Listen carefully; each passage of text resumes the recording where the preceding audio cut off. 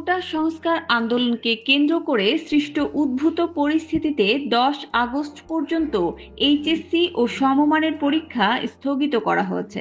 11 আগস্টের পর নতুন কর্মসূচিতে পরীক্ষা শুরু হবে। আজ বৃহস্পতিবার 1 আগস্ট ঢাকা শিক্ষা বোর্ডের চেয়ারম্যান অধ্যাপক তপন কুমার সরকার গণমাধ্যমকে এই তথ্য জানিয়েছেন।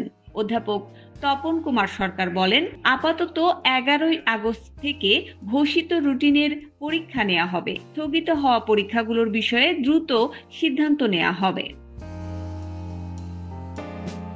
এর আগে কোটা সংস্কার আন্দোলনের কারণে উদ্ভূত পরিস্থিতিতে গত 18 জুলাইয়ের এইচএসসি পরীক্ষা স্থগিত করা হয়।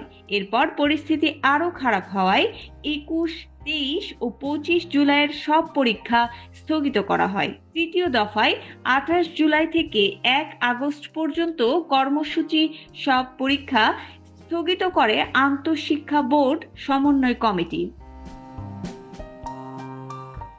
গত 30 জুন এইচএসসি ও সমমান পরীক্ষা শুরু হয়। এবছর 9টি সাধারণ শিক্ষা বোর্ড, কারিগরি বোর্ড ও মাদ্রাসা বোর্ডের অধীনে মোট পরীক্ষার্থী 14,50,790 জন।